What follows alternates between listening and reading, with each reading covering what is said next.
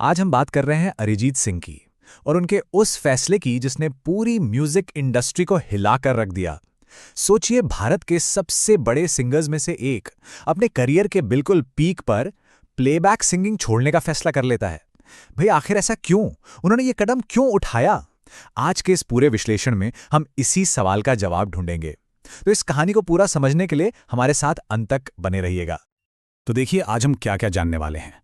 सबसे पहले वो चौंकाने वाली घोषणा क्या थी, फिर अरिजीत ने खुद क्या वजह बताई। इसके बाद हम देखेंगे आज़ादी और इंडस्ट्री की खींचतान को।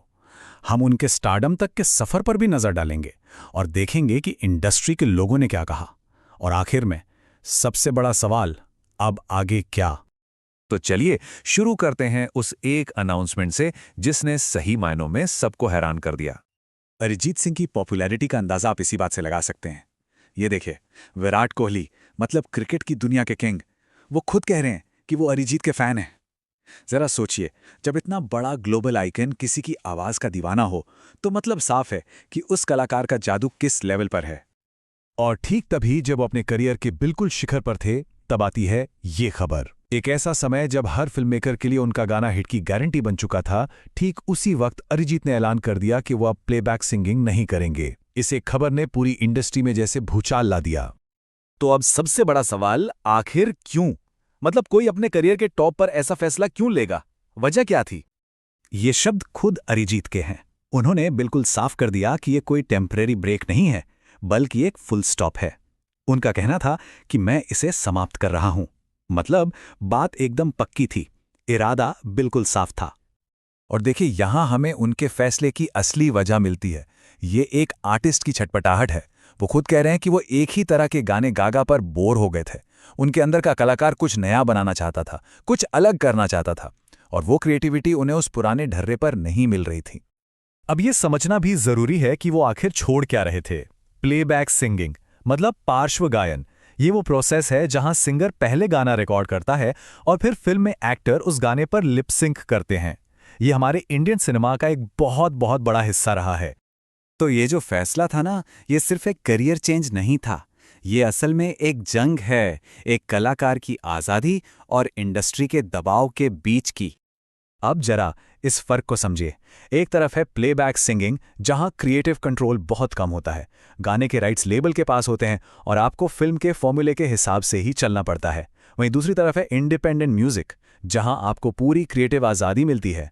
राइट्स आपके होते हैं और आप जैसे चाहें वैसे एक्सपेरिमेंट कर सकते हैं। तो अरिजीत ने इस पिंजरे के बजाय इस खुले आसमान को चुना। पर इस मुकाम तक पहुंचने की कहानी भी कम दिलचस्प नहीं है। चलिए एक नज़र उनके स्टारडम तक के सफ़र पर डालते हैं। ये सफर कोई रातों रात की कामयाबी नहीं थी। देखिए, 2005 में एक रियलिटी शो से शुरू किया, फिर 2007 के आसपास उनका पहला बड़ा गाना रिकॉर्ड तो हुआ, लेकिन फिल्म से ही हटा दिया गया। सोचिए कितना बड़ा झटका होगा।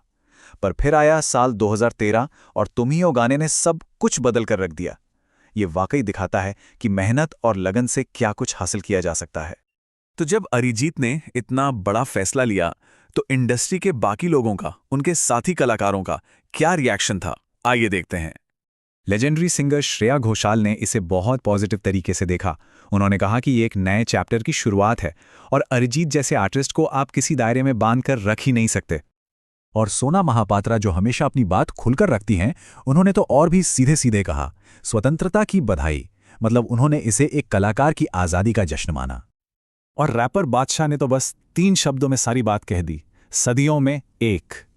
ये छोटी सी बात ही बता देती है कि इंडस्ट्री में अरिजीत का कद और उनका सम्मान कितना बड़ा है। तो अब सबसे बड़ा सवाल, आगे क्या? प्लेबैक सिंगिंग तो छोड़ दी, पर क्या ये कहानी का अंत है या फिर किसी नई और भी ज्यादा रोमांचक शुरुआत का आगाज? तो आखिर इस उस्ताद के लिए अब आगे का रास्ता क्या है? चलिए देखते हैं। अब जब वो किसी बंदिश में नहीं है, तो उनके लिए कई नए रास्ते खुल गए हैं। वो पूरी तरह से अपने इंडिपेंडेंट म्यूजिक पर फोकस कर सकते हैं, इंटरनेशनल लेवल पर और भी कोलैबोरेशन कर सकते हैं। हो सकता है वो फिल्म मेकिंग में भी हाथ आजमाएं, और कौन जाने शायद वो अपने बेटे का करियर भी लॉन्च करें। मतलब अब संभावनाएं ही संभावनाएं हैं। और आखिर में जॉन इलिया का ये शेर अरिजीत के इस फैसले को शायद सबसे अच्छे से बयान करता है। उन्होंने भी अपने लम्हों को, अपनी जिंदगी को अपने अंदाज में जीने का फैसला किया है। और ये फैसला हमें यही सिखाता है कि शायद सबसे बड़ी कला अपनी शर्तों पर जीना ही है। तो ऐसी ही और जानकारी के लिए ऑल कैन स्टडी को सब्सक्राइब करना ना भूलें। धन्यवाद। चलिए मिलते हैं अगले विश्लेषण में।